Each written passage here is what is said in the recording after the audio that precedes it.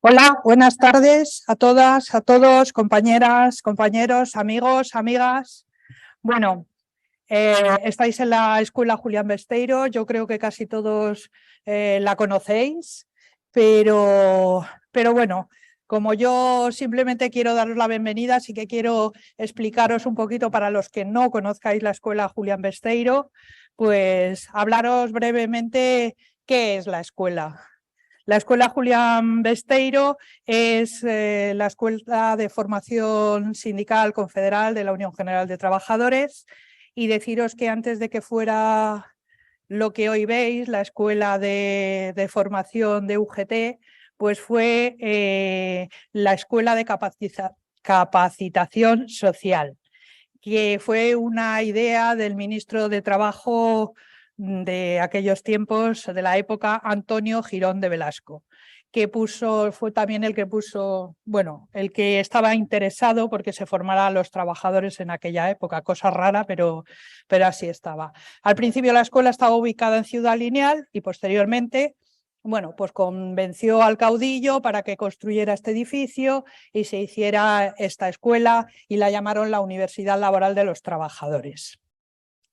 Y a partir en el 1987 nos la cedieron a la Unión General de Trabajadores, y en 1988 se inauguró como la Escuela Julián Besteiro. Decir que a la inauguración de la Escuela de Capacitación Social vino Eva Perón, nos regaló estos 4 madroños que tenéis en el jardín y... Perdón. Y bueno, pues los primeros que acudieron a formarse a esta escuela fueron un grupo de mineros asturianos, y hubo un total de 26 promociones de estos mineros con un total de 770 trabajadores. Pero desgraciadamente al régimen, como no le interesaba mucho que los trabajadores se formaran, pues entonces liquidaron la escuela, y a partir de ahí fue sede de diferentes ministerios. Entonces, bueno, desde que nos la cedieron a la Unión General de Trabajadores, ha sido la primera escuela sindical existente en España, después de la conquista de la democracia en nuestro país. En todo este tiempo, la escuela ha desarrollado iniciativas y programas de la Comisión Ejecutiva Confederal en el ámbito de la formación y la cultura, pero también, sobre todo, lo que hemos tenido ha sido mucha colaboración con otros organismos, con universidades, con asociaciones, con colectivos sociales. Y por eso, además de actividades formativas, la escuela tiene un compromiso esencial con la cultura. Esto lo tiene desde el principio, ya que es una tradición histórica de la Unión General de Trabajadores. De ahí que se desarrollen todo tipo de actividades culturales complementarias a las formativas. No es solo una escuela para los afiliados y compañeros de la UGT, sino que es una escuela que está abierta a diferentes colectivos y a la ciudadanía en general. Fruto de la labor de todas las cosas que se hacen en esta escuela, es sobre todo para nosotros nuestra joya, es el Premio Julián Besteiro de las Artes y las Letras, que se hace todos los años. Aquí se hizo la semana pasada, se le dio el premio de la 21ª edición a Emilio Gavira, y bueno, ha tenido pues reconocidos personas tanto de escritores, cantantes, músicos, actores de toda clase. Entonces, bueno, pues fruto de esta colaboración es el ciclo de conferencias que se inauguran hoy: la memoria democrática, una necesidad para una ciudadanía informada y crítica, que espero que sea de vuestro interés y que poder seguir contando con todos vosotros en las próximas semanas, ya que es un ciclo que se alarga en el tiempo, pero que seguro que va a ser interesante, y vais a estar interesados en volver todas las semanas. Yo nada más, gracias por estar con nosotros, bienvenidos a la escuela, y ahora os dejo con Margarita, la vicesecretaria general de UGT Madrid, con Marina, perdón, con Marina, la secretaria general de UGT Madrid, que va a intervenir ahora. Gracias.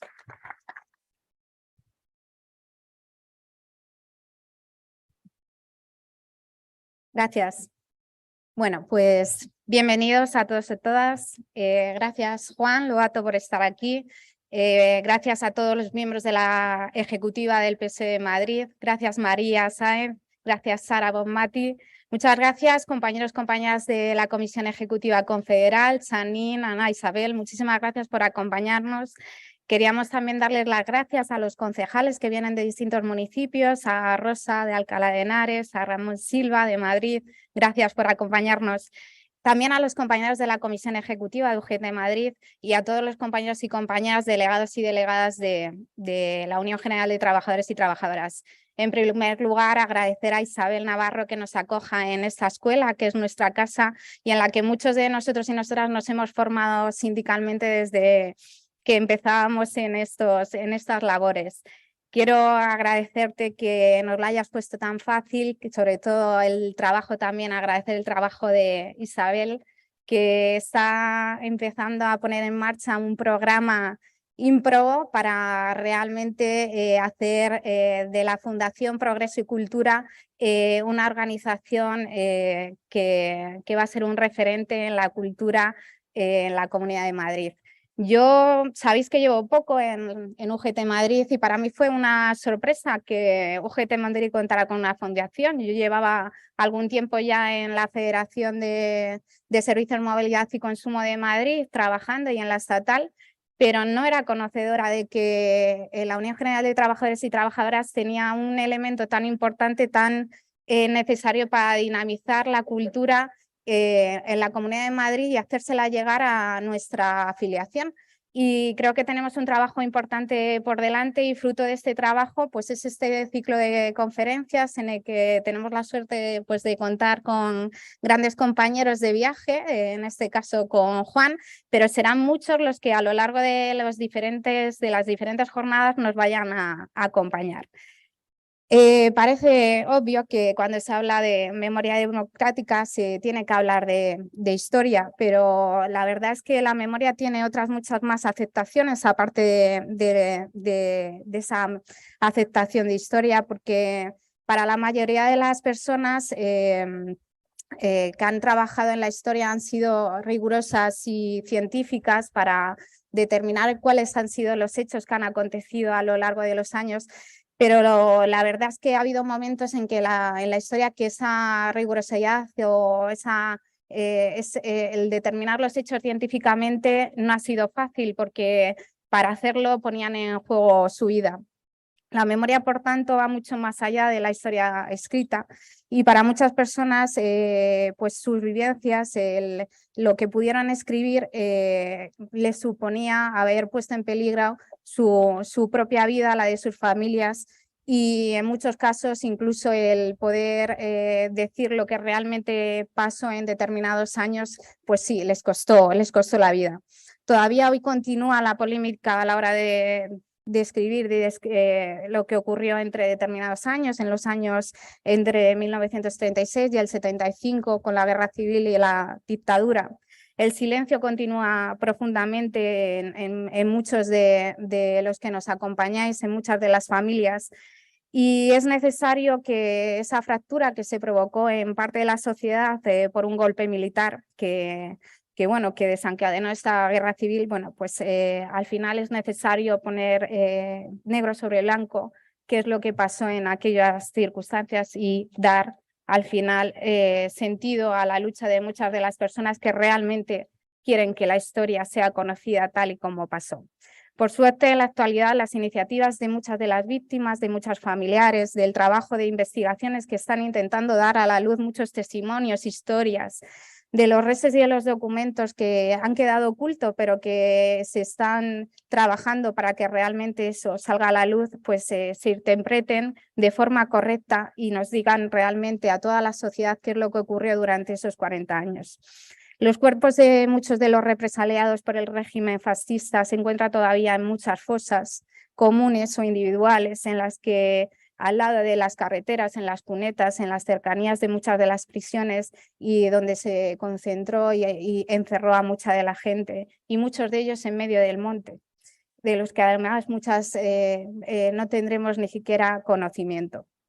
Yo no me atrevo a dar cifras, no soy experta en la materia, pero está claro que durante la Guerra Civil y la primera posguerra, el bando franquista fue responsable de muchísimas muertes y podrían ser hasta 140.000 personas ejecutadas o que murieran en prisión. Esto según un historiador, Paul Preston, y lo que nos da idea de la dimensión del trabajo que tenemos por delante y que nos aguarda para que todas las personas, instituciones, científicos y antropólogos forenses comprometidos con esta memoria histórica puedan al final garantizar que existe reparación para las víctimas. Cuando preparaba la intervención me llamó la atención que cuando la Dirección General de Prisiones en el año 39 asumió la gestión del sistema penitenciario que hasta entonces había tenido la inspección de campos de concentración de prisioneros, se pusieron en marcha nuevas formas de explotación de la mano de la ola de los reclusos, y que las empresas privadas fueron las beneficiarias del trabajo y de la explotación de los prisioneros. Se trataba de las colonias penitenciarias y de los departamentos penales. En los destacamentos penales de la actual Comunidad de Madrid se utilizó mano de obra a prisioneros políticos de la Guerra Civil y de la Victoria, quienes fueron detenidos en redadas represivas una vez que terminó la guerra.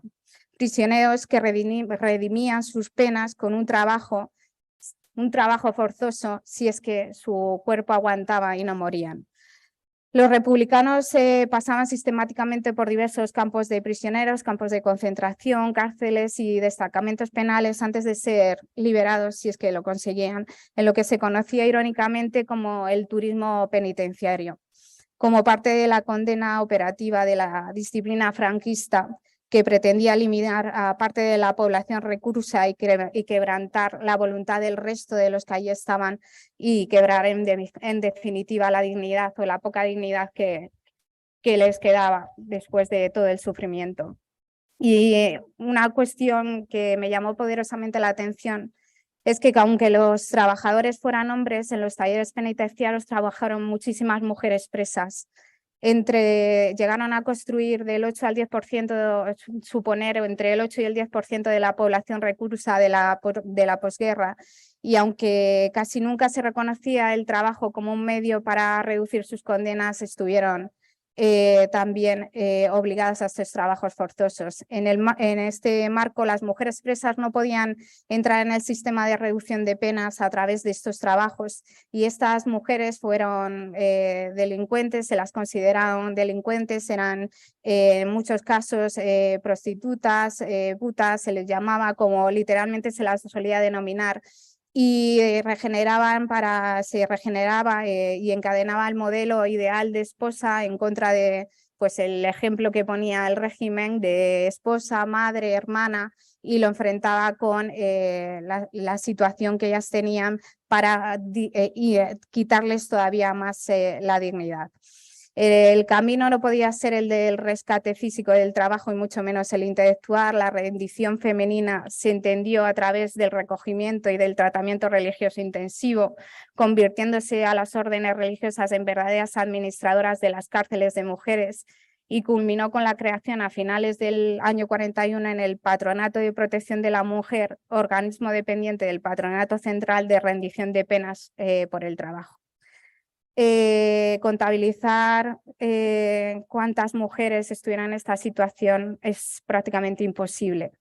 Se calcula que en abril de 1939 hasta noviembre del 75 podrían ser 1 millón los presos y 200.000 de ellos fueron asesinados frente a los pelotones de ejecución.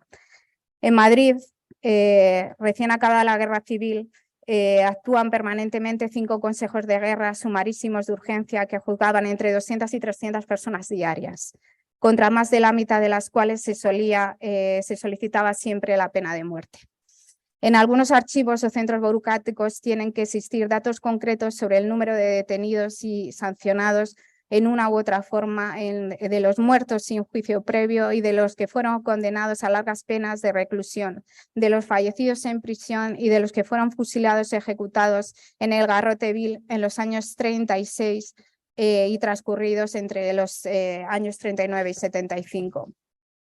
Durante los años 39, 40, 41, 42 y 43, incluso con posterioridad, suele haber un mínimo de 3 a 4 sacas semanales, variando el número de ejecutados en cada una de ellas. Y lo mismo que sucedió en Madrid, sucedió en Barcelona, en Valencia, en Alicante, en Murcia, en Albacete, en Almería, en Jaén, en Tarragona, en casi todo el territorio nacional. Esto confirma indirectamente un personaje que es tan poco sospechoso de simpatía hacia los republicanos españoles como el conde Golezo Ciano, yerno de Mussolini, ministro de Asuntos Exteriores de Italia fascista, que visitó España a mediados de julio del 39 y tras recorrer varias regiones españolas resumió sus impresiones diciendo: sería inútil negar, sin embargo, que sobre España pese todavía un sombrío aire de tragedia. Las ejecuciones son aún muy numerosas. Solo en Madrid de 200 a 250 diarias, en Barcelona 150 y 80 en Sevilla. En ningún momento estuvo en manos de los rojos. Franco cumple al pie de la letra su propósito firmando sentencias de muerte, añadiendo de su propio puño y letra en numerosas ocasiones una coletilla siniestra. Y decía sencillamente: garrote vil. Es desde luego el jefe del Estado español a quien cabe la triste gloria de haber ejecutado a la mayoría de sus compatriotas a lo largo de este siglo de la historia nacional. Quienes vivieron aquella tragedia, aquella etapa de España, no han podido olvidar esos momentos, la posición de una cartilla de razonamiento que significaba la posibilidad más o menos remota de no pasar demasiada hambre. Pero no quiero caer en el pesimismo. Hoy en la Comunidad de Madrid varios ayuntamientos de la región ofrecen cada vez más rutas y actividades en torno a los vestigios de la guerra. Tenemos el Frente del Agua, líneas del Frente de Somosierra, Penal en Bustarviejo, Guadarrama, La Jarosa, línea del Frente de los Yesares, Pinto, Museo de la Batalla de Jarama, Cerro de Melero en Arganda, línea del Frente Rivas hacia Madrid o cuartel general subterráneo en el Parque del Caprico en Madrid. Distintas asociaciones y responsables municipales de algunos de los escenarios de aquel brutal combate en el sureste de la región, en Arganda, Rivas, Morata de Tajuña y San Martín de la Vega, llevan años reclamando la protección de los restos e impulsando la creación de un parque histórico. Mientras siguen intentando que el gobierno regional los respalde, ofrecen 6 rutas y 10 puntos de interés, entre otros el itinerario de los Migueles o el Puente de la Paz en Rivas, el Museo del Aire Libre del Cerro de Melero en Arganda, con varios fortines y trincheras con recreaciones, el Museo de la Batalla del Jarama en Morata o la Ruta de San Martín, la Casa Blanca y el Pigarrón en San Martín de la Vega.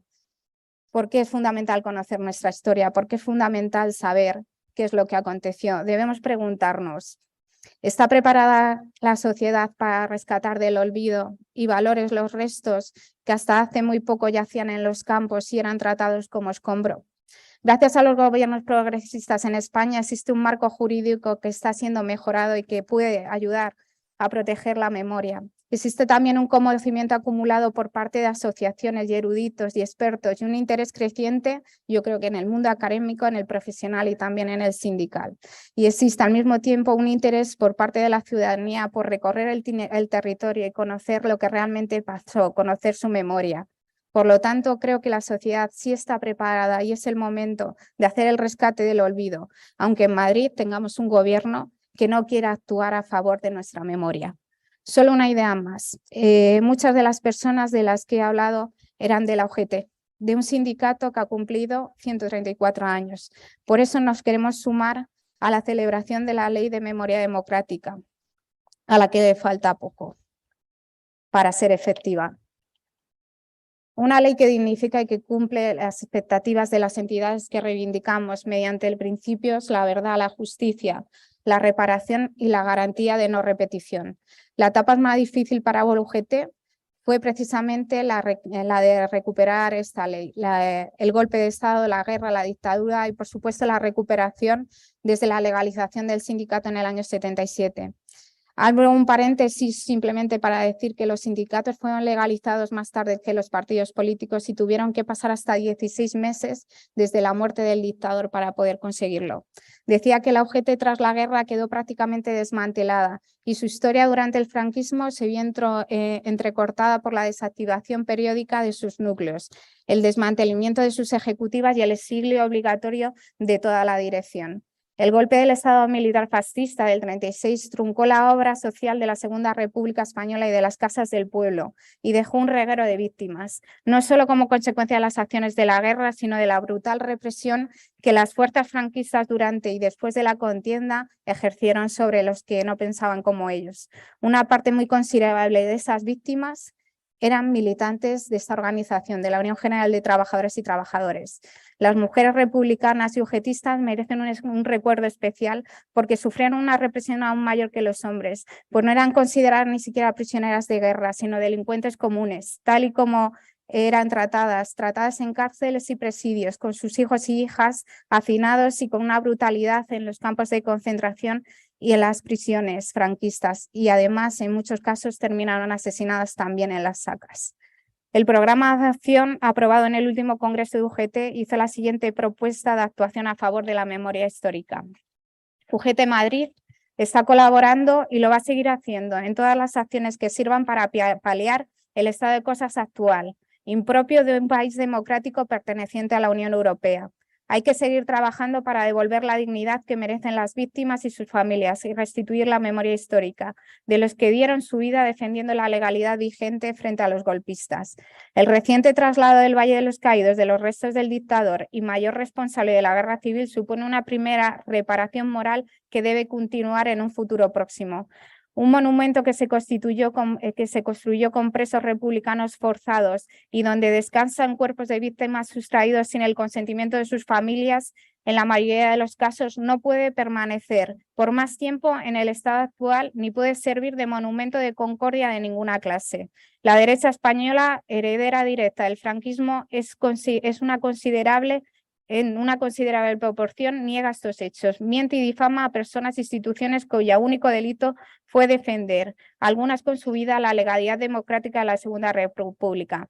Frente a esto, hay que seguir reivindicando la memoria histórica desde el respeto y la normalidad democrática, condenando taxativamente las actuaciones que desde las instituciones corporativas madrileñas gobernadas por la derecha se está llevando a cabo en menosprecio de las personas y organizaciones políticas. Vamos a trabajar para revertir esta toma de decisiones que niega o injuria el honor y el buen nombre de las víctimas y sus descendientes, así como las organizaciones que han defendido siempre la convivencia democrática frente a los totalitarismos.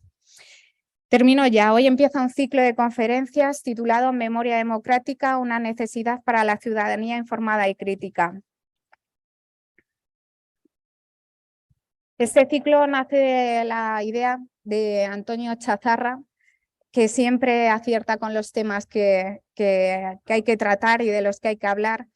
Como los conferenciantes saben, como sabéis todos, se lleva trabajando muchos meses intentando hacer realidad que hoy por fin este ciclo de conferencias inicie su camino. Durante 14 conferencias y 7 meses se van a tratar temas vinculados a la memoria democrática que esperamos sirvan para crear conciencia, para acercar a la juventud al conocimiento de lo que ocurrió durante un periodo de la historia en España que no podemos olvidar, para no volver a cometer los mismos errores.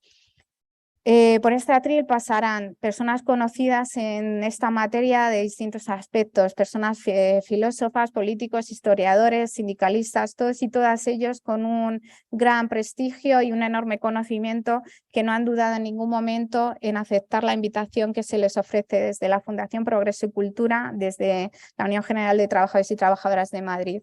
Debo decir que esta actividad no está financiada en absoluto con ninguna ayuda, con ninguna subvención o ninguna entidad, y por eso también es más de agradecer que todas las personas quieran contribuir y colaborar en dar sus conferencias y estas charlas. Lo hacemos en colaboración conjunta con, como he dicho, con la Unión General de Trabajadores, la Escuela Julián Besteiro y la Fundación Progreso y Cultura, las 3 organizaciones. Y es de agradecer pues, la participación, como decía, de todos los ponentes, los moderadores que van a estar durante todas las conferencias. Mucha gente, bueno, pues termina con frases de personas ilustres. Yo quiero terminar simplemente dando un agradecimiento a todas las personas que sin nombre lucharon y van a luchar por hacer un mundo mejor, en el que la memoria tiene un papel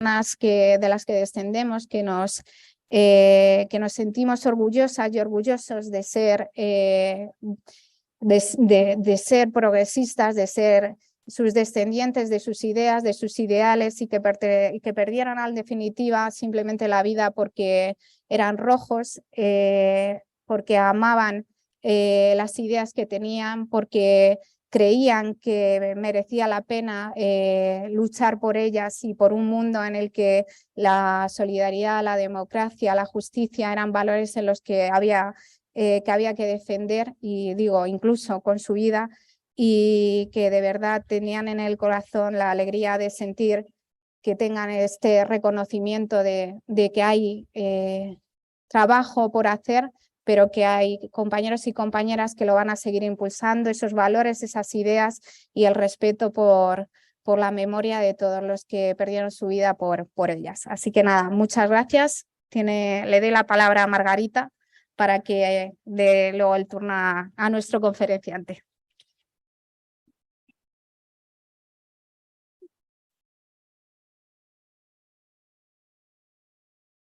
Bueno, pues a mí me toca el papel de presentar al que, según he visto entrar por ahí, pues ya le conoce todo el mundo.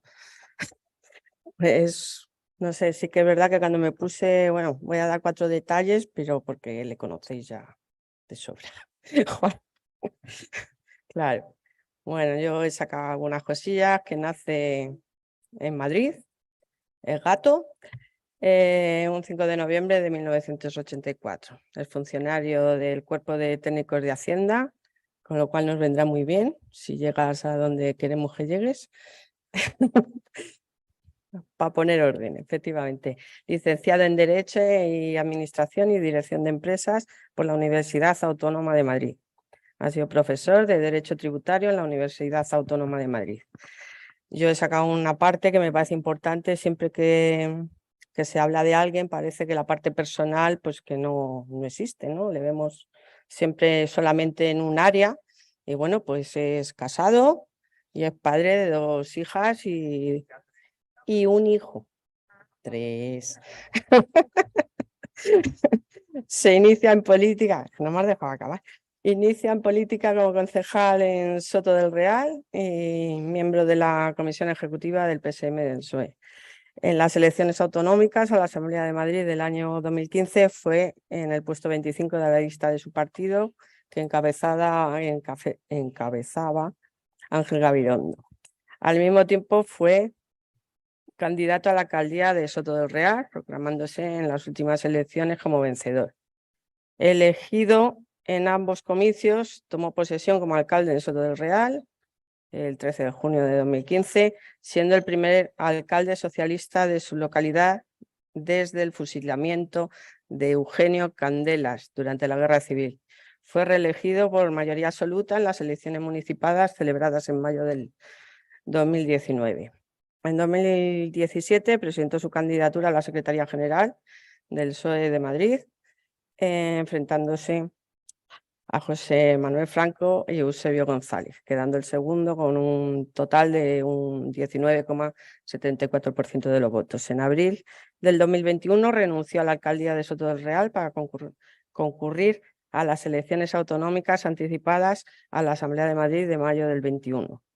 Formando parte de la candidatura del Partido Socialista Obrero Español de la Comunidad de Madrid, en el 4º puesto, siendo elegido diputado y designado a su vez portavoz adjunto en la Asamblea. El 5 de septiembre de 2021 anunció que se presentaría su candidatura a la Secretaría General del PSOE de Madrid, y el 23 de octubre, al obtener un 61% de los votos de sus militantes, fue designado secretario general del PSOE de Madrid y posteriormente portavoz del Grupo Parlamentario Socialista en la Asamblea de Madrid. Y bueno, ayer pues presentó los avales y bueno, que es el próximo candidato por parte del Partido Socialista de Madrid a la Asamblea de Madrid. Vale. Y bueno, pues ahí le tenéis. Vamos, levanta.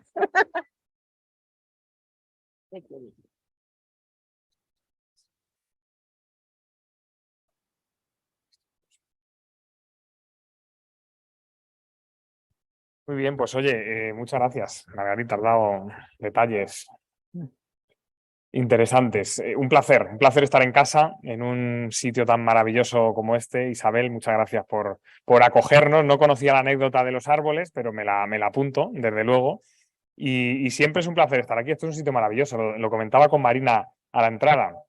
Es verdad que hoy algunos nos hubiéramos puesto ya una mantita en las piernas, pero el sitio es una maravilla y sobre todo lo que es estupendo es estar en casa, estar en la casa de todos y como compañero de UGT, como compañero del partido, pues es un honor que me hayáis invitado a estas jornadas. Enhorabuena, Margarita, Marina, por su organización. Y quería también empezar diciendo a Marina que estamos muy contentos. Estamos muy contentos en esta nueva etapa que se ha abierto en el PSOE de Madrid y en la Unión General de Trabajadores en la Comunidad de Madrid, con ese espíritu ambicioso, ilusionante que tiene esta nueva dirección de la UGT en Madrid y con una colaboración tan estrecha y casi tan diaria, porque últimamente estamos coincidiendo y hablando prácticamente todos los días. Y yo creo que es una gran señal de que lo que tenemos por delante lo vamos a afrontar con la ambición y con la ilusión que merece, que es un reto gigantesco, lo tenemos claro. Y es un reto que, como digo, tenemos que ir a por él. Ir a por él significa que toda la familia esté concentrada en la tarea que es cambiar Madrid, que es una tarea que a mí personalmente me levanta una ilusión enorme. Porque el potencial que tiene Madrid, porque tanta gente en esta región que pasa etapas complicadas de su vida y que merecen que hagamos todo el esfuerzo y que tengamos toda la concentración para conseguir cambiar Madrid, desde luego es una tarea de la familia socialista, entre la que incluyo, por supuesto, a la Unión General de Trabajadores y con la que cuento con energía y con fuerza para cambiar la Comunidad de Madrid. Así que muchísimas gracias por invitarme a estas jornadas y enhorabuena, Marina. Y un placer estar en la celebración de estas jornadas, en la apertura, aunque es verdad que hoy hay aquí mucha gente que sabe y conoce muchísimo más que yo sobre memoria, sobre convivencia democrática y seguro que luego podremos tener un coloquio. Yo pretendo hacer una intervención breve en la que apuntar alguna reflexión y alguna experiencia, alguna reciente y otra no tanto, que creo que nos puede ayudar a que ese diálogo, esa conversación, seguro que Chazarra, que tenemos a Ramón Silva, Sara Bonmati, en fin, gente que conoce y que está en el día a día y que nos puede ilustrar muchísimo. Fijaros que la conferencia de hoy, esta jornada inaugural, que tiene un título que es Convivencia y Valores Democráticos, pues yo creo que apunta a lo más alto, ¿no? Y para mí lo más alto es la motivación que uno tiene cuando decide dedicar una etapa, un tiempo de su vida concreto a la política y el porqué, ¿no? Y cuando piensas en lo más profundo, más allá de los objetivos del día a día, de tratar de conseguir poner en marcha una medida u otra, al final lo más bonito y el propósito último por el que uno se dedica a la política, o al menos así es en mi caso, es para que mis dos hijas y mi hijo puedan vivir felices en convivencia democrática. Esto es lo que más me motiva para hacer política.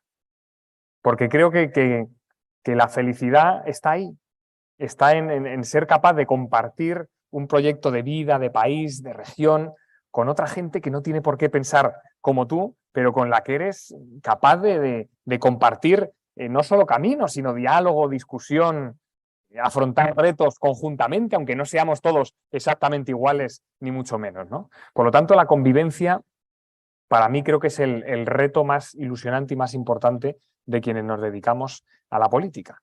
Y esa convivencia, el conseguirla, creo que debe ser uno de los objetivos de todas las medidas, de todas las propuestas que ponemos encima de la mesa. Es verdad que vivimos en un momento, bueno, pues especialmente complejo en términos de convivencia, ¿no? Porque el clima de bronca permanente, de enfrentamiento, y precisamente por esa complejidad el reto es mayor. Pero no por ser el reto mayor hay que cejar en el intento, al contrario. Al contrario. Y es tarea precisamente de los socialistas, que somos quienes creemos en la convivencia democrática para que la sociedad avance y afronte con ilusión y con esperanza el futuro, quienes nos tenemos que dedicar a generar esa confianza, a generar esa convivencia democrática. Esa es nuestra tarea. Por compleja que parezca en un momento como este, esa es nuestra tarea. Y además es una tarea fruto de nuestra ideología de progreso, de calidad de vida para todos, de justicia social, que tiene como objetivo esa convivencia democrática y esa igualdad entre las personas. Y también es un objetivo de la Constitución española, que habla con claridad en su preámbulo de la convivencia democrática. Y ese concepto de raíz constitucional debe iluminar toda la tarea y toda la acción política, sindical, social en este país. Por eso es tan importante. ¿Y en qué consiste la convivencia? Pues tiene diferentes ámbitos en los que concretar cómo podemos disfrutar de esa convivencia, de esa armonía, de esa cohesión social, ¿no? Desde luego, la convivencia pasa porque existan espacios sociales donde ser capaces de encontrarnos quienes pensamos parecido y quienes pensamos diferente. Y esos espacios sociales son fruto de modelos de participación, de modelos de transparencia, de modelos de buen gobierno, de modelos en los que el asociacionismo, el sindicalismo tenga un espacio destacado y de liderazgo en la evolución social y cultural de las sociedades, en este caso de la madrileña. Esos espacios de convivencia que generan igualdad y que generan ese espíritu de compartir retos.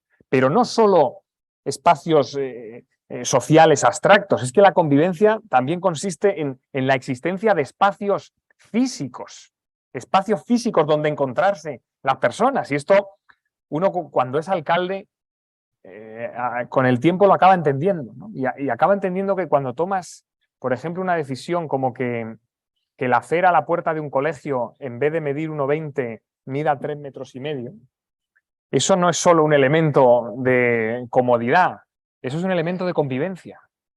Porque no es lo mismo que un padre o una madre llegue a recoger al hijo, le coja y se tenga que ir porque no cabe ni en la acera, a que pueda compartirse ese espacio común y colectivo, a que puedan encontrarse gente con problemas parecidos o distintos y compartir esas preocupaciones, esas ilusiones, esos espacios físicos igual que los sociales también son muy importantes.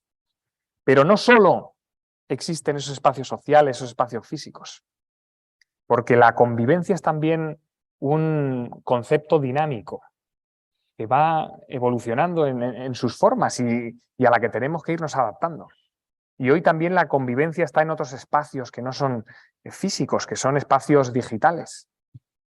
Todo el desarrollo de las redes sociales, de Internet, hace que muchísima gente que en otras épocas históricas desarrollaba su convivencia en esos espacios físicos, en esos espacios sociales, hoy lo desarrolla en las redes sociales, en diferentes plataformas telemáticas donde se encuentran, conviven, comparten y hacen lo mismo que antes se hacía físicamente. Por eso, a la hora de analizar cómo podemos cuidar, proteger y apoyar esa convivencia, también tenemos que tener muy en cuenta estos nuevos espacios, que además son los espacios donde muchísimos jóvenes están dedicando muchas más horas de esa convivencia y que por lo tanto hay que cuidarlos, atenderlos y facilitarlos para que se pueda producir esa convivencia también entre las generaciones más jóvenes. Y fijaros que estos días, que están siendo unos días complejos en términos europeos por la resaca del resultado electoral que tuvimos en Italia el pasado domingo, yo creo que también nos debía hacer reflexionar bastante sobre el concepto y la necesidad de la convivencia en las sociedades europeas, en la sociedad española, en la sociedad italiana. Precisamente esa falta de confianza o esa falta de percepción de que las instituciones sociales y democráticas funcionan, creo que es uno de los elementos clave que han provocado el auge del apoyo a una formación como la que ha tenido el mayor resultado en las elecciones italianas, ¿no? Y precisamente para atajar ese problema de falta de confianza, de percepción, de parcialidad de las instituciones democráticas y sociales que tenemos en nuestras sociedades europeas, para luchar contra esa percepción, contra ese escepticismo, que es lo que genera el apoyo a esas formaciones de derecha o de ultraderecha, creo que el apostar por medidas claras de convivencia es la única manera. la única manera. Que las instituciones políticas y sociales estén centradas en generar esos espacios de convivencia, que es lo que al final genera la confianza, genera compartir caminos y objetivos. Y esa tiene que ser la tarea central de cualquier demócrata, pero especialmente de cualquier demócrata socialista, como en nuestro caso. Por lo tanto, creo que el caso de Italia es fundamental que lo tengamos clarísimos. Y valores democráticos. Claro, es que los valores democráticos al final tienen una utilidad que es precisamente garantizar esa convivencia. Ese es el objetivo de los valores democráticos. Y en ese objetivo es donde tenemos que estar. Y eso se concreta también en una actitud, no solo en esos valores que están recogidos en la Constitución, también en una actitud en la acción política y en la acción pública.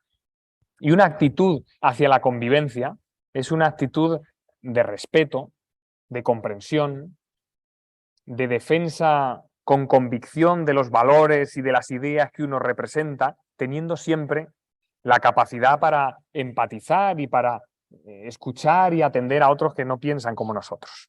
Y esa tarea, como decía antes, en ocasiones es compleja, y más hoy en un mundo donde todo va tan deprisa y donde la polarización ha generado la situación social que tenemos. Pero es el reto que tenemos por delante, ser capaces de respetar a quien piensa diferente, y a través de ese respeto, de esa educación y de ese compartir espacios de convivencia, tratar, bueno, pues cada uno de exponer sus ideas, sus propuestas y su forma de entender la sociedad con ese respeto y con esa educación. Y para entender que en una sociedad como la española, que ha pasado por lo que ha pasado, para entender que en esta sociedad se pueda y se deba llegar a unos niveles de convivencia democrática plenos, tenemos que ser conscientes de la historia de este país y de lo que ha sucedido en el tiempo más reciente, pero también en el medio plazo, en el pasado, ¿no? Y por los procesos traumáticos y dramáticos que ha pasado este país en la guerra, en el franquismo, lo ha explicado muy bien Marina, y tenemos que ser capaces, como socialistas y como objetistas, pero también como ciudadanos de la sociedad española, de explicar en términos de respeto que para alcanzar esa convivencia plena hace falta respetar la memoria y hace falta entender qué ha pasado en este país y resolver emocionalmente, desde el punto de vista de la justicia, lo que ha sucedido en España. Y permitidme que os finalice recordando una situación que hemos vivido y que hemos compartido algunas de las personas que estamos aquí muy recientemente, que ha sido la exhumación que se ha producido en Colmenar Viejo de, bueno, pues una fosa común con decenas de compañeros sujetistas y socialistas que fueron fusilados en 1939 y de otros compañeros de otras tendencias ideológicas, que fruto simplemente de su ideología, de su trabajo, de su compromiso de servicio público, pues fueron condenados y asesinados en 1939. Entre esas personas, como explicaba Margarita, estaba el que fue alcalde de Soto del Real hasta 1939, Eugenio Candelas, y del que tengo desde luego el honor de ser el siguiente alcalde socialista de ese municipio. Pues bien, yo al llegar a la alcaldía, en 2015, una de las primeras reuniones que me pidieron fue precisamente la Asociación de Memoria de San Sebastián de los Reyes, que es quien ha liderado, impulsado todo ese proceso para conseguir la exhumación parcial que se ha conseguido de esas fosas comunes que tenemos en el cementerio de Colmenar Viejo. Fijaros el esfuerzo y el compromiso de ciudadanos y ciudadanas que desde el año 2015 ya se acercaron a un recién elegido alcalde para plantearle la necesidad por justicia democrática de iniciar todo este proceso. Y cómo, contando con el apoyo, por supuesto, del municipio de Soto del Real y de otros municipios afectados por fusilamientos también a antiguos miembros de sus corporaciones y de las sociedades de sus municipios, pues se inició con el liderazgo de esta asociación y alguna otra que se sumó al proyecto en el año 2015. Fijaros por lo que habían pasado ya hasta que se celebró esa reunión en mi despacho y por lo que han tenido que pasar desde 2015 hasta hace prácticamente 3 semanas que se consiguió producir finalmente esa exhumación, ¿no? Y os podéis imaginar en esa jornada en la que además tuvimos la suerte que participara el ministro de la Presidencia y de Memoria Democrática, además de, bueno, está Ramón Silva, coincidimos allí, creo que Sara estuvo también en alguna jornada viendo la exhumación y visitando y apoyando a familiares, a voluntarios y a todo el equipo, pues os podéis imaginar la emoción que se vivió ese día tan bonito, tan importante. Una emoción de familiares que se habían acercado desde muchísimos sitios, que habían contactado incluso desde otros países. Una emoción de mucha gente que se había esforzado mucho para conseguir esa justicia, esa reparación, esa capacidad para sentirse, bueno, pues, tranquilos después de todo lo que había sufrido su familia, sus amistades, sus municipios, en definitiva. Y yo lo que sentí y lo que vi en esa jornada de exhumación fue precisamente una declaración de amor a la convivencia. No vi revanchismo, no vi odio, no vi confrontación en nadie. Lo que vi precisamente es deseo de convivencia. Y por eso creo que es tan importante todo lo que estamos analizando, pero especialmente y también la memoria democrática para conseguir esa convivencia que merecen mis 2 hijas y mi hijo y muchos jóvenes de este país que necesitan que haya un futuro de convivencia, de progreso y una sociedad que sea capaz de respetarse, de convivir y de avanzar junta. Así que muchísimas gracias por la organización de estas jornadas y por invitarme. Muchas gracias.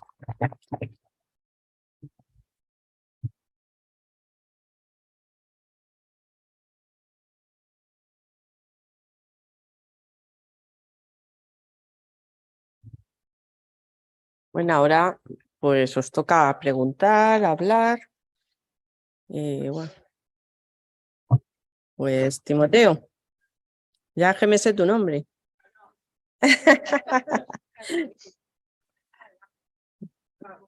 ¿Está el micro por ahí?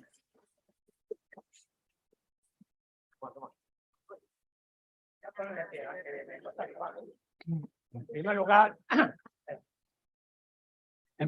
buenas tardes. Saludar a los ponentes, que me ha gustado bastante la conferencia. Mira. En primer lugar, saludar a los ponentes de la conferencia, me ha gustado mucho, ¿eh? Y además también saludar a todos los presentes que estamos aquí escuchando a vosotros. Yo de la memoria histórica sé bastante. Todavía tengo familiares debajo tierra y no sabemos qué fuerza está.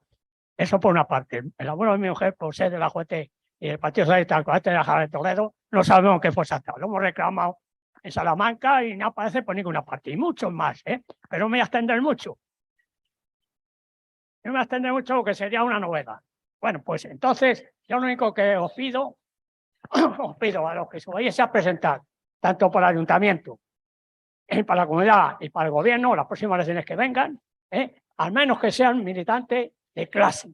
De clase quiere decir que defienda la sanidad, la educación, la laboral y la economía. Eso es lo que yo quiero que defendáis.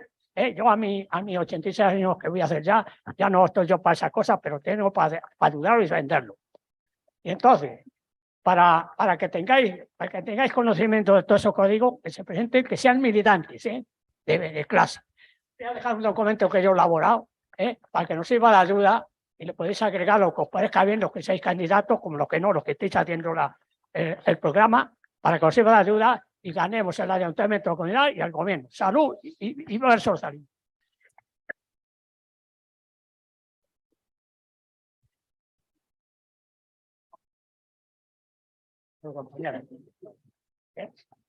Tengo las manos mal. De todas maneras, no lo olvidéis, pero como yo no que me quede bien fuera y lo hagáis más como muchos y muchas, como los tamayos, voy a estar ahí dando caña. Venga, hasta luego.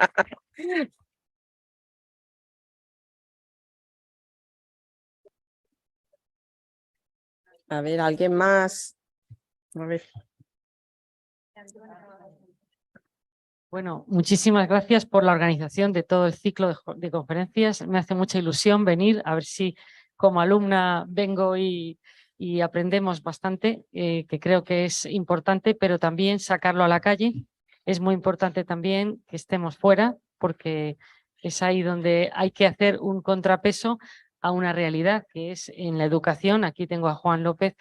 ¿Verdad que cuando llegábamos al tema del siglo XX no daba tiempo, ese tema quedaba sin dar, ¿verdad?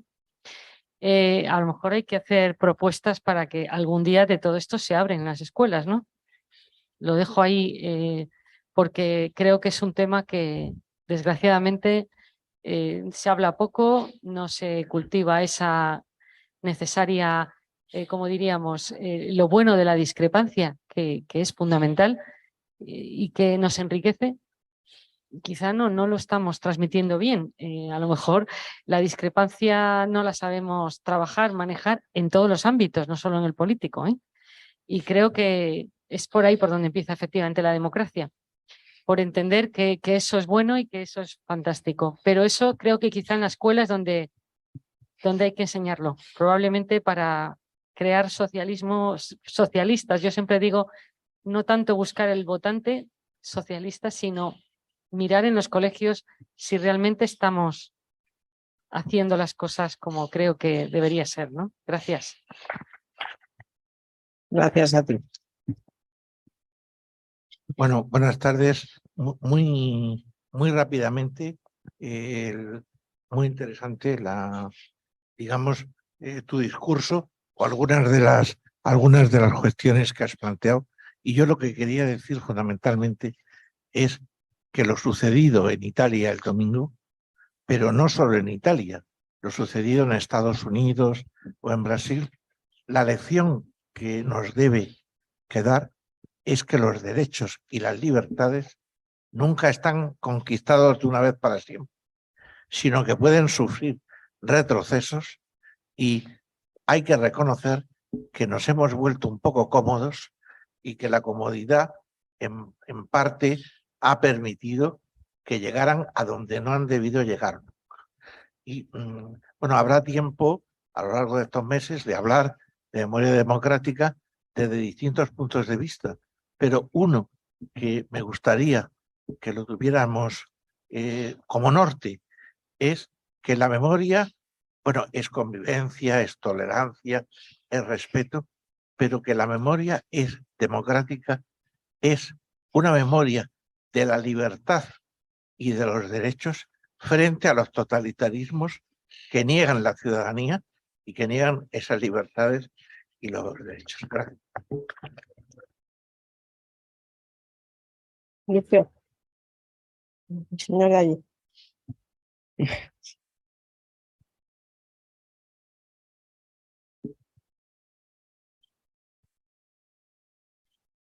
Bueno, muchas gracias. Yo estoy emocionado porque volver después de algunos años, ya estoy jubilado, aquí a la Escuela Julián Besteiro, me emocionó encontrarme con Isabel y pues, bueno, con otros compañeros. Bueno, pues eso, muy emocionado estoy.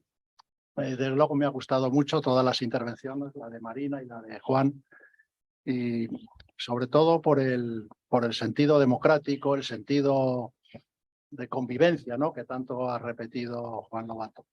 Pero claro, mi pregunta sería, o mi reflexión es, ¿eso cómo se puede llevar a cabo en la Comunidad de Madrid? En la actual Comunidad de Madrid, que tenemos posiblemente los peores políticos de la derecha de toda España. Que hablamos de Italia, o hablamos de, pues eso, de los Estados Unidos, de Donald Trump, pero claro, es que en Madrid yo creo que es terrible, en la Comunidad de Madrid y sobre todo también en la capital. Bueno, pues me gustaría saber esa convivencia, esa idea democrática que es perfecta y que es la que tenemos que tener los socialistas, pero cómo se puede enfrentar a la presidenta de la Comunidad de Madrid, a sus socios de Vox, y al alcalde de Madrid, y que es lo peor, creo, que está pasando ahora mismo en toda España. O sea que tenemos el momento, yo creo, el sitio más complicado de toda España para llevar a cabo esa convivencia. Vale, muchísimas gracias a todos. Muchas gracias.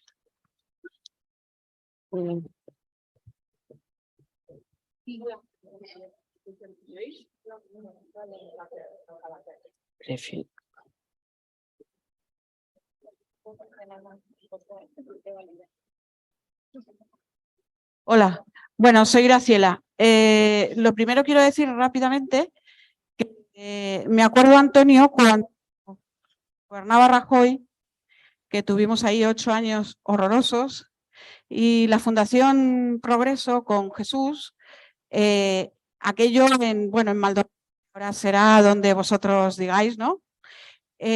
Aquello era un oasis. Bueno, estaba el compañero de educación, Juan López, y muchos. Y asistíamos en una época en la que el peligro era Podemos, que nos venía a comer el terreno. Ahora tenemos todos estos populismos y todo esto. Yo solo quiero recordar una cosa, porque sé que ahora Juan, digamos que ha puesto el tema de la convivencia en lo que estamos ahora, que es trasladar esto a la situación actual, pero este es un ciclo largo. Y yo solo quiero recordar una cosa que decía el presidente Zapatero hace 3 o 4 días en una entrevista, que decía muy claramente que la ley esta de memoria democrática, los principios no son más que una extensión de la Declaración de los Derechos Humanos. Quiere decir, el no al asesinato, no a la violencia, no a la tortura. Entonces, pues es un poco la ley de memoria democrática, es que se reconozca que todo eso que se hizo atenta contra los derechos humanos, ¿no? Frente a los que quieren pasar página, que se puede, él hablaba del perdón y tal, pero tenemos que tener muy claro que no es más que una extensión de los principios de la Declaración de Derechos Humanos. Y esto que nos está pasando con Vox y con Meloni y con toda esta gente nos lleva otra vez digamos, a valores que van en contra de los principios de la Declaración de Derechos Humanos. Nada más.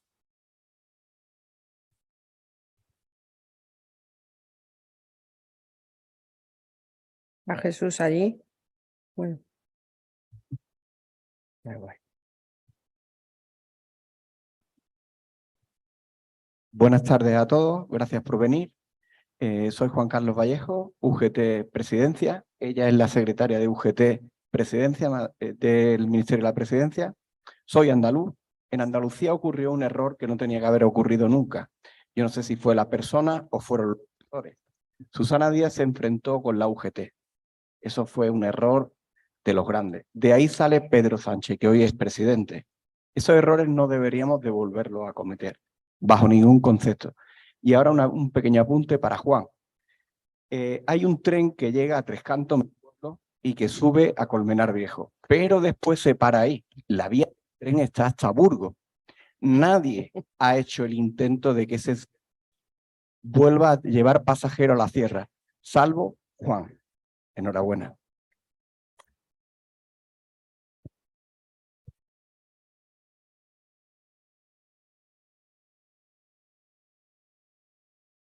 Hola, buenas tardes. Un placer estar en la joya de la corona de UGT, que es una maravilla de sitio, aunque haga fresquito.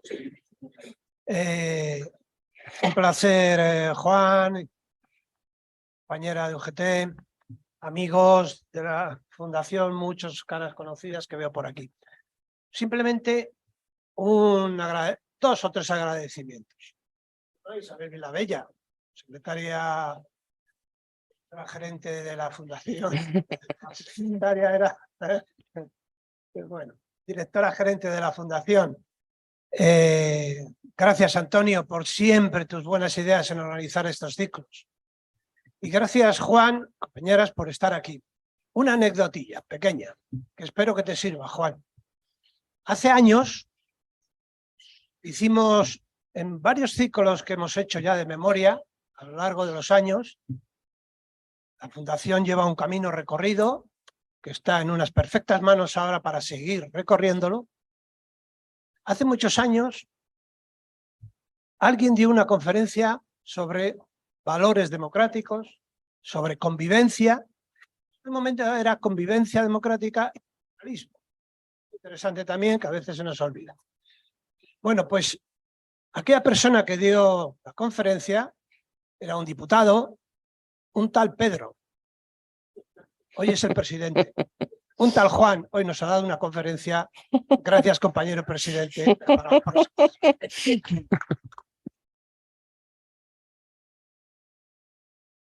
ejercicio. María. Bueno, a mí me gustaría agradecer enormemente a mi querida Isabel, Isabel Vilabella, que siempre me lleva, como las mujeres, que siempre buscamos los lunares, vamos siempre en grupo. Y también a las compañeras, a Marina y a ti también.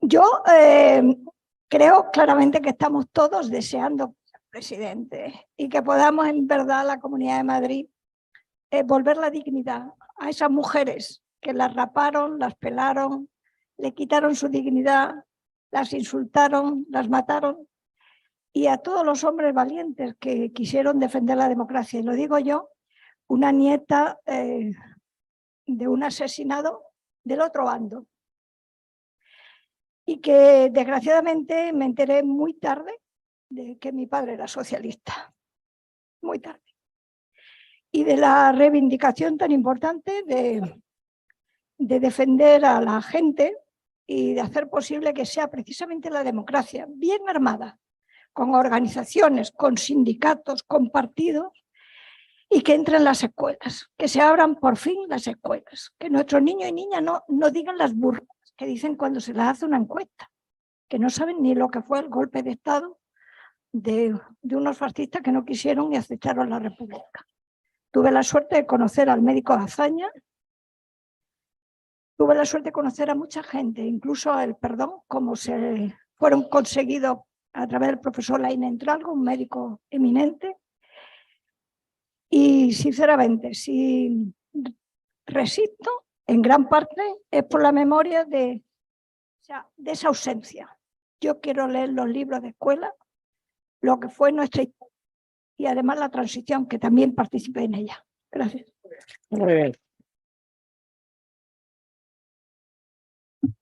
Sí, bueno, gracias por las citas de los amigos y amigas que han querido ponerme en el lugar de la educación, ¿no? Dar una buena noticia. En la nueva Ley Orgánica de Educación, en la LOE, no solamente el eje vertebral es la educación en valores éticos y cívicos, como competencia transversal a todas las áreas y materias del currículum, sino que los currículum de ciencias sociales y geografía e historia han subsanado esa deficiencia que suponía que efectivamente cuando se llegaba a la época de la guerra civil y de la dictadura, estábamos en el mes de junio del último curso de bachillerato. Eso ha sido subsanado, tenemos unos currículos coherentes con los propios valores que propugna la ley, en el que eso ya no es posible. Nada más, muchas gracias. Bueno, buenas tardes. Por supuesto, felicitar a Marina, al UGT, por la... Sí, a Isabel, a Antonio, no hay ninguna duda. Y también felicitar, bueno, lo primero a Juan Lobato por su candidato, que ya es oficialmente candidato. Desde luego eso me parece importantísimo. En segundo lugar, por su conferencia y porque hace falta mucho valor para alguien que aguanta a Ayuso todos los días venirnos a hablar aquí de convivencia y democracia. Pero claro que sí, es tu papel hacerlo, porque además es algo consustancial a los socialistas, la convivencia y, bueno, pues el convivir con los valores democráticos, algo que tiene que ir siendo siempre parte de nuestra seña de identidad, por mucho que tengamos que aguantar cosas inaguantables.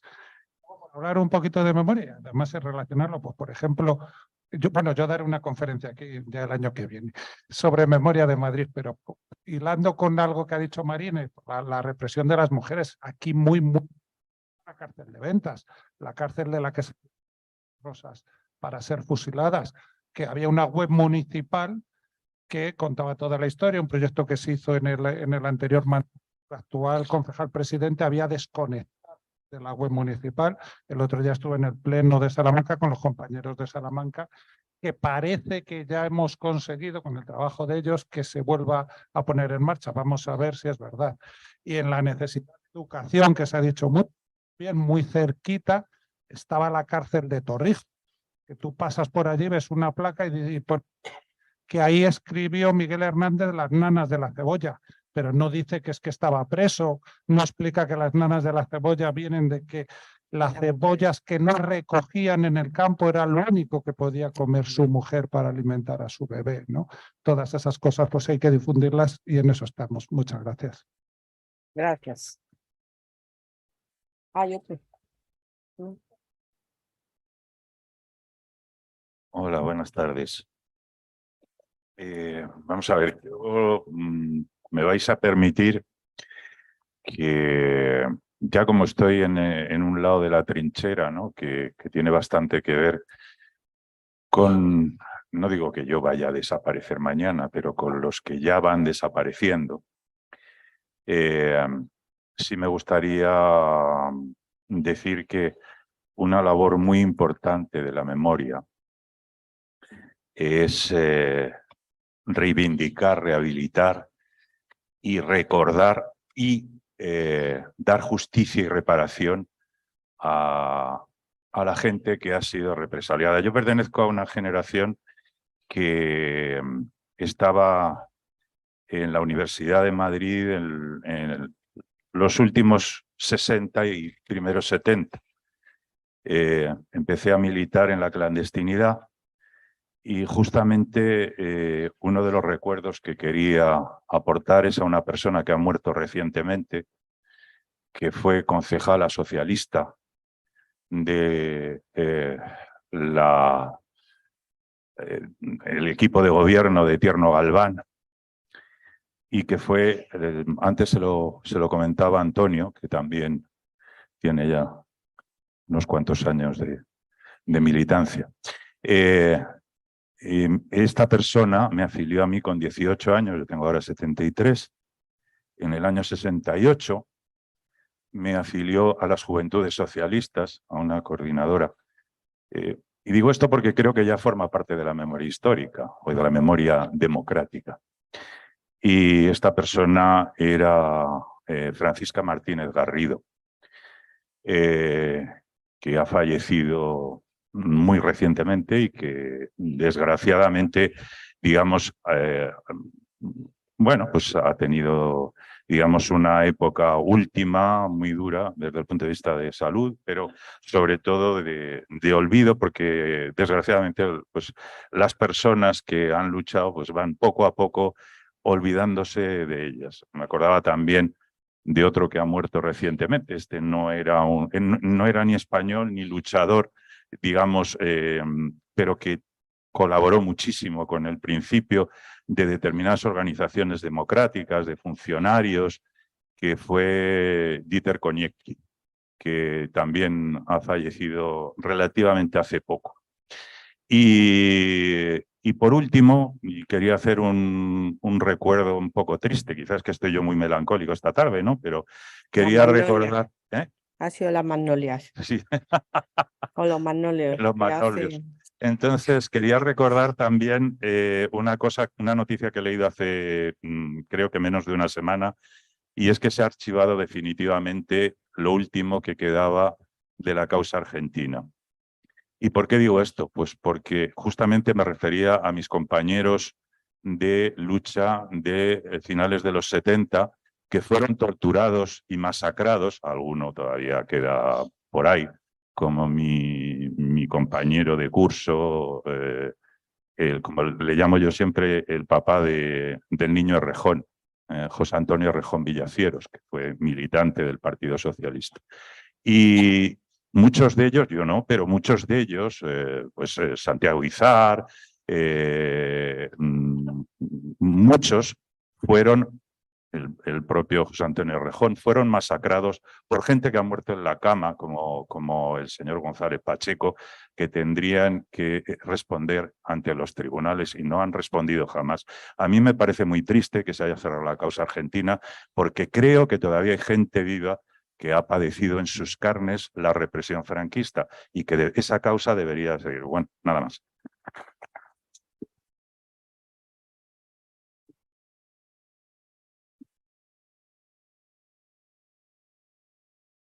Sí.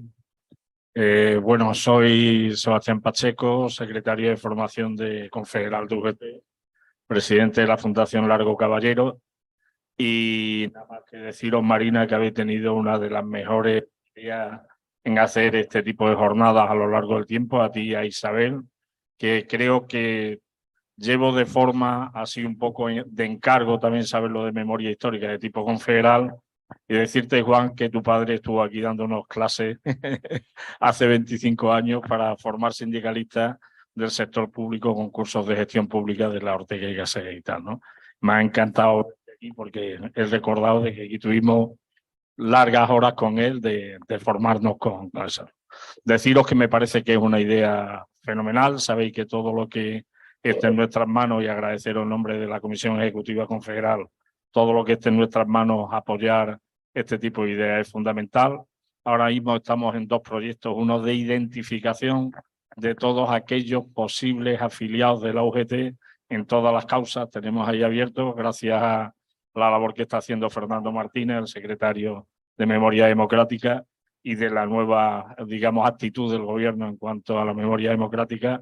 Y la otra que os invito a todos los que estáis aquí, si algún día pasáis antes de final de año por Salamanca, no olvidéis de ir a ver la gran exposición sobre Largo Caballero, porque eso sí es ver toda la historia de nuestro, tanto de nuestro sindicato, el socialismo español, y obviamente después sabéis un campo de concentración, Sandhausen, que dentro de 10 días hacer un homenaje allí en el propio campo, y recordar que ahí estuvimos también, es decir, no solo fue la represión, no entendamos la memoria democrática en española sola, sino la memoria democrática en el sentido amplio y universal, ¿no?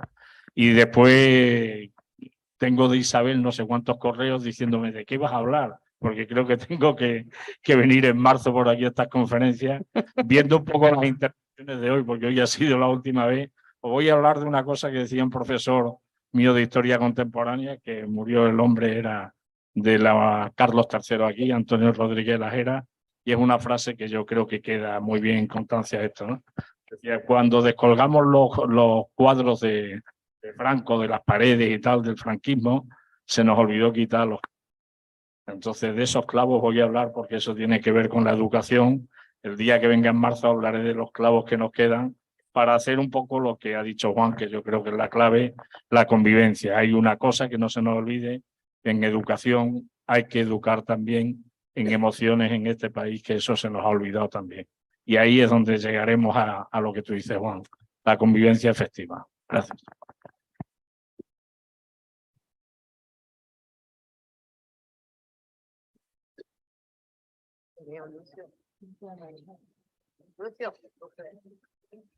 ¿Quieres salir aquí? Vamos, sí, vamos.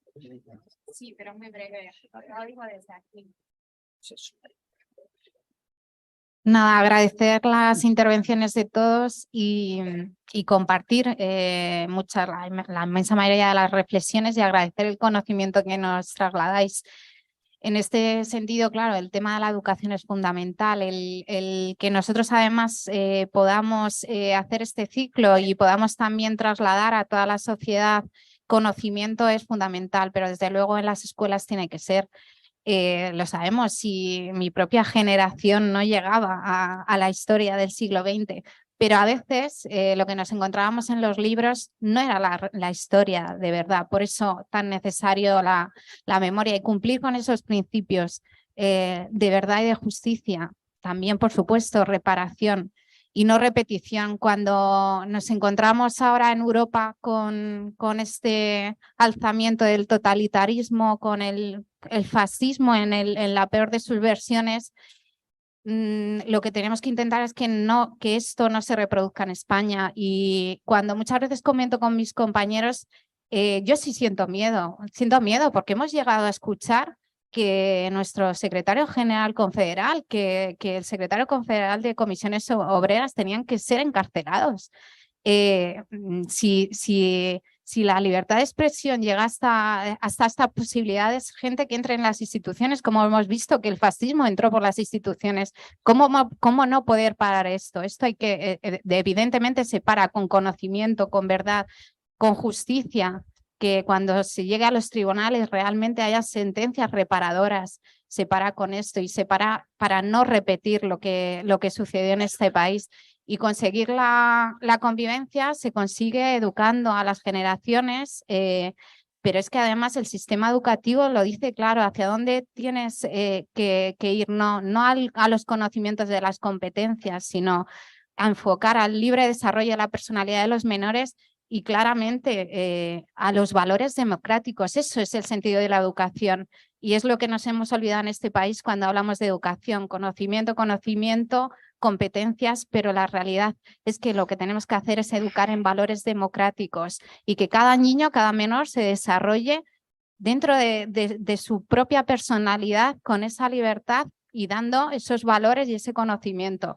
Yo creo que eso es lo que nos toca pelear en esta comunidad, es el papel que tenéis los políticos por tener un sistema educativo que realmente cree hombres y mujeres que sean librepensadores y que realmente sepan lo que ha pasado en este país para no repetirlo. Y nada, Juan.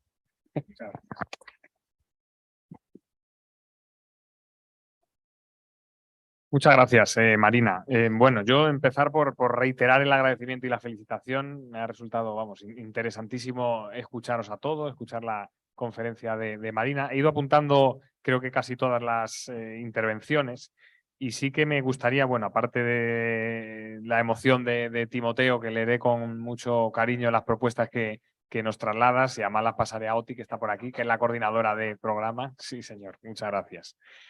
Y bueno, del resto de intervenciones muy interesantes. Ha habido una parte que habéis comentado varios con el tema de la educación, lo ha explicado muy bien Juan, ¿no? Yo creo que ahí hemos dado un salto con la nueva ley educativa en la que se incluye curricularmente esta materia, pero además que tiene un carácter obligatorio para las comunidades autónomas. Es decir, que ese elemento de generación de convivencia a través de la educación ya lo hemos articulado en forma de ley, con además un régimen sancionador que nos permite el cumplimiento efectivo de esa norma en estos términos que, como bien habéis dicho muchos, pues por ahí hay que empezar, ¿no? Por la educación y ser capaces a través del sistema educativo de que algo tan democrático como es la memoria sea conocido por todos los jóvenes y las jóvenes. Bueno, Juan Carlos, muchas gracias por la referencia a la prolongación del Cercanías. Ya hemos conseguido el primer paso, que es que de Colmenar llegue a Soto. Ya se está haciendo trabajos, como sabes, en los túneles, bueno, pues de preparación de cara al futuro que se pueda avanzar. Y es un elemento. Al final la infraestructura también genera convivencia, ¿no? Y es la forma de unir a la gente y de compartir espacios, ¿no? Por lo tanto, bueno, pues muchas gracias por la referencia. Ramón, bueno, yo creo que Ramón nos ha explicado con mucho cariño y sensibilidad, como él hace siempre, algunos elementos fundamentales, ¿no? Yo creo que el trabajo en las instituciones, que a veces parece complicado y parece un trabajo silencioso, en el medio plazo es fundamental.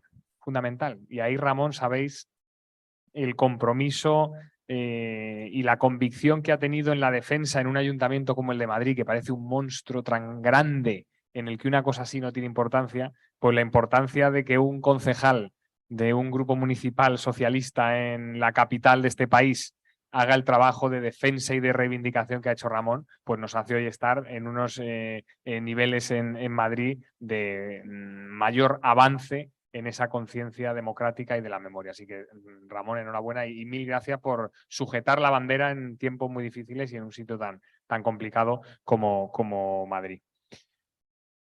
Bueno, Chanín, pues también te agradezco la referencia a mi padre. Justo me ha llamado cuando estaba antes hablando, o sea que debéis estar conectados y ha dicho, aquí estamos. Y sí, la verdad que es, al final, parte de la memoria de cada uno es nuestra familia y nuestros progenitores, pues precisamente nos trasladan dentro de esa convivencia que arranca en la familia, pues nos trasladan valores. Luego cada uno tenemos nuestra personalidad y nuestras formas de ver las cosas, pero la convivencia familiar es el núcleo social prioritario en este país, ¿no? Y quienes hemos tenido tradición familiar en el ugetismo y en el socialismo, pues también todo eso ayuda a conformar nuestra propia voluntad y nuestra propia mentalidad y la forma de afrontar las cosas. Así que te agradezco la referencia y el recuerdo de mi padre. Y luego, bueno, Graciela, el tema de la ley de memoria, que es extensión de la memoria democrática, por supuesto. Y luego una reflexión para acabar uniendo dos intervenciones que ha hecho, no recuerdo tu nombre, perdona. Miguel. Que planteaba, bueno, pues la madre de todo el debate, ¿no? Y la clave de cómo ese compromiso socialista y ugetista que tenemos, cómo ser capaces en una región como Madrid de generar esa convivencia, ¿no? Esos espacios democráticos. A priori puede parecer que no es sencillo, y no es sencillo. Pero lo que sí que es claro es que depende de nosotros. Eso lo tengo cristalino. Y lo tengo cristalino porque lo he vivido en mis propias carnes. Yo, como explicaba Margarita, bueno, pues fui alcalde de un municipio en el que, bueno, el último alcalde socialista fue Eugenio Candelas, fusilado en el 39, ¿no? Y en un municipio de chalés individuales con muros de 2 metros, que gente que trabaja en Madrid, que compra en un centro comercial, donde la convivencia estaba absolutamente ausente. Era todo lo contrario a convivencia. Cada uno tenía su casa, su barbacoa los fines de semana, y ahí nadie compartía ni espacios físicos, ni sociales, ni siquiera digitales de ningún tipo. Y cuando conseguimos ganar las elecciones, ojo, por 11 votos populares, por 11 votos de 10.000 habitantes, dijimos, ¿qué es lo más complicado de todo lo que tenemos comprometido? ¿Qué es lo más complicado de hacer aquí? Pues precisamente generar esa dinámica de convivencia en el municipio a través de un instrumento que es la participación ciudadana. Y nos volcamos todo el capital político que teníamos después de tantos años accediendo a la alcaldía en eso. Y creamos los espacios de convivencia y pedimos ayuda a la gente. Los consejos sectoriales, donde pedíamos a gente que estaba en los clubes deportivos, en las asociaciones, que viniera, participara, donde asumimos el compromiso político de unos presupuestos participativos de verdad, no como otros, en los que un 2% del presupuesto va directamente a lo que proponen y votan los vecinos. Y generamos esos espacios reales, concretos, en los que la gente podía sentarse, compartir, tener al concejal y al alcalde delante y poder decirle las cosas como son. Y por lo tanto generamos una confianza en el sistema de convivencia para mejorar y avanzar entre todos. Y es de lo más orgulloso que estoy. Hicimos muchas cosas. Entre otras, por cierto, poner el nombre de Eugenio Candelas a un parque y también de Valdelvira, que fue asesinado en los asesinatos de Atocha, a una rotonda del municipio. Pero del esfuerzo y del éxito que tuvimos en la generación de confianza es de lo que más orgulloso estoy. Y fue lo más difícil que hicimos y lo que más esfuerzo me supuso personalmente. Porque, claro, había que liderarlo estando en cada consejo sectorial, escuchando a cada vecino que te decía lo que veía mal, volviendo a los 2 meses a responder de los compromisos que habías asumido ahí. Y si lo habías resuelto o no ese problema, ahí tenías que estar de nuevo con el mismo vecino. Eso mismo que hicimos en Soto del Real, que no es más que una concepción de cómo entendemos la vida pública y la política, eso es absolutamente escalable a todos los niveles. Y eso es lo que tenemos que hacer también en nuestro partido y lo que tenemos que hacer en la sociedad madrileña. Ayer, por la tarde, celebramos una reunión de lo que llamamos los espacios abiertos de participación en esta nueva etapa en el PSOE de Madrid, que es una reunión en la que cada 2 meses el secretario de área de la dirección política y el portavoz en el Parlamento responden ante cualquier ciudadano de la Comunidad de Madrid que quiera proponerle, trasladarle quejas, críticas. Pues ayer la hicimos con el mundo del cine. Y tuvimos en esa reunión la representación de todos los presidentes, presidentas, secretarios generales de todas las organizaciones de actores, de productoras, de distribuidoras, de técnicos. Todo el mundo vino. ¿Fruto de qué? Pues de un esfuerzo que hicimos muy importante. Primero, localizarles. Segundo, llamarles y pedirles ayuda. Y decirles, queremos compartir con vosotros una ilusión que tenemos, que es cambiar Madrid. Pero nos tenéis que ayudar. Pero si yo no voté en las últimas, no pasa nada. Si lo que necesitamos es generar esos espacios donde compartir objetivos comunes y donde nos ayudéis a ver qué hace falta hacer en Madrid, en concreto en el mundo del cine.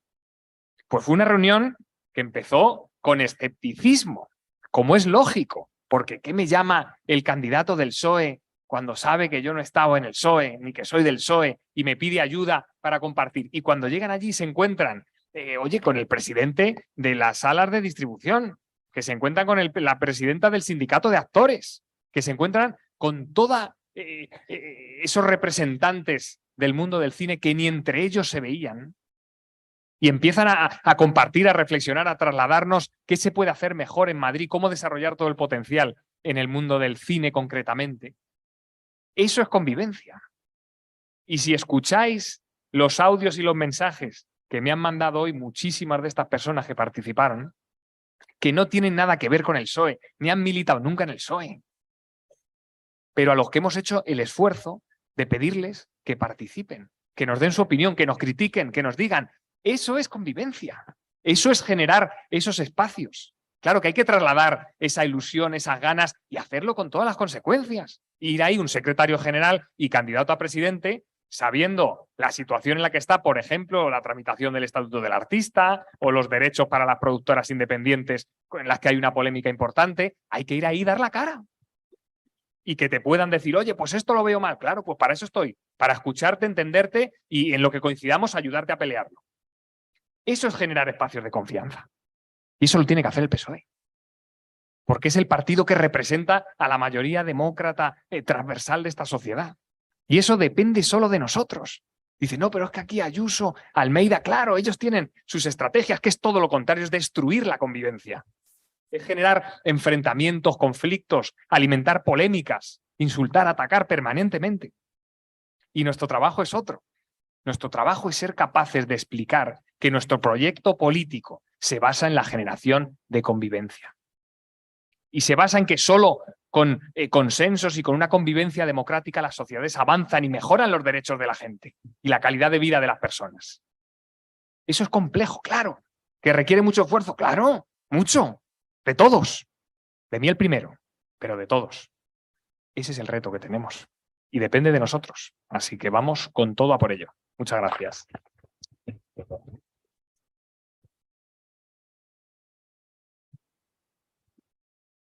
Bueno, un segundito. Es recordar la siguiente sesión que va a haber del ciclo, que es el día 6 de octubre a las 6:30, también aquí. Vendrá Carmen Calvo, María Sáenz Martín, que voy leyendo así entre líneas. Y bueno, que os esperamos a todos, por lo menos, y si conocéis algún vecino o alguien que venga más, no pasaría nada, ¿vale? Gracias. Nada.